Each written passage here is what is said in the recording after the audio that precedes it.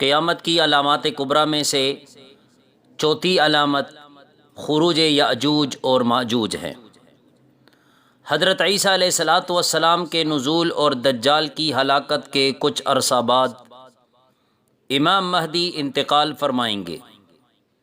حضرت عیسیٰ علیہ السلام ان کی نماز جنازہ پڑھائیں گے، بیت المقدس میں ان کا انتقال ہوگا اور وہیں مدفون ہوں گے۔ اس وقت امام مہدی کی عمر 45 یا 48 یا 49 سال کی ہوگی۔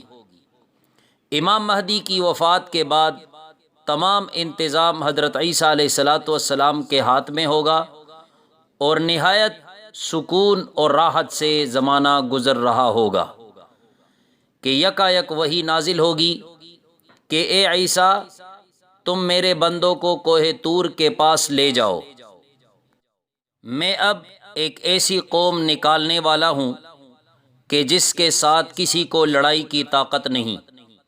وہ قوم یاجوج و ماجوج کی قوم ہے جو یافث بن نون علیہ السلام کی اولاد میں سے ہیں۔ شاہ ذوالقرنین نے دو پہاڑوں کے درمیان ایک نہایت مستحکم آہنی دیوار قائم کر کے ان کا راستہ بند کر دیا تھا۔ قیامت کے قریب وہ دیوار ٹوٹ جائے گی اور یہ غارت گر قوم ٹڈی دل کی طرح ہر طرف سے نکل پڑے گی اور دنیا میں فساد پھیلائے گی، جس کا قصہ قرآن کریم میں مذکور ہے۔ اس وقت حضرت عیسیٰ علیہ السلام اہل ایمان کو لے کر کوہ طور کی طرف چلے جائیں گے اور بارگاہ خداوندی میں یاجوج و ماجوج کی ہلاکت کی دعا کریں گے۔ اللہ تعالیٰ ان کو طاعون کی وبا سے ہلاک کرے گا اور اس آسمانی بلا سے سب مر جائیں گے۔ بعد ازاں اللہ تعالیٰ لمبی گردن والے پرندے بھیجے گا جو بعض کو تو کھا جائیں گے اور بعض کو اٹھا کر سمندر میں ڈال دیں گے، اور پھر ایک عظیم بارش ہوگی جس کے سبب ان مرداروں کی بدبو سے نجات مل جائے گی اور زندگی نہایت راحت و آرام سے گزر رہی ہوگی۔ حضرت عیسیٰ علیہ السلام 45 سال زندہ رہ کر مدینہ منورہ میں انتقال فرمائیں گے۔ حضرت عیسیٰ علیہ السلام اپنے بعد ایک قحطانی شخص کو اپنا خلیفہ مقرر کر جائیں گے جس کا نام جہجاہ ہوگا۔ خوب اچھی طرح عدل و انصاف کے ساتھ حکومت کرے گا، مگر ساتھ ہی ساتھ شر اور فساد پھیلانا بھی شروع کر دے گا۔ اس کے بعد پانچویں علامت خروج دخان یعنی دھوئیں کا ظاہر ہونا ظاہر ہو جائے گی۔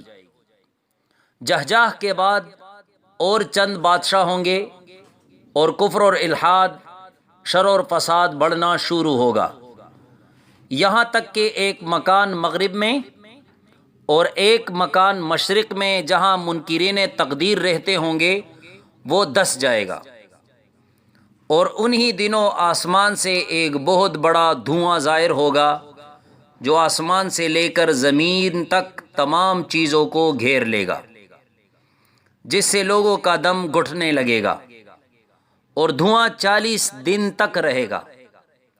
مسلمانوں کو زکام سا ہوگا اور کافروں پر بے ہوشی طاری ہو جائے گی، کسی کو 2 دن میں اور کسی کو 3 دن میں ہوش آئے گا۔ قرآن کریم میں اس دخان کا ذکر ہے۔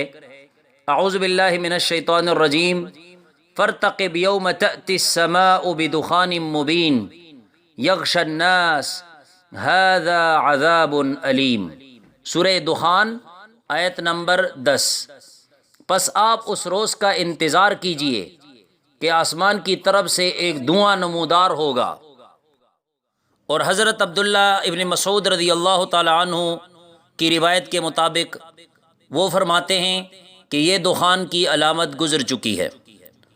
حضور صلی اللہ علیہ وسلم کی بد دعا سے اس زمانے میں ایک سخت قحط پڑا تھا جس سے کفار زمین پر دھواں دیکھتے تھے۔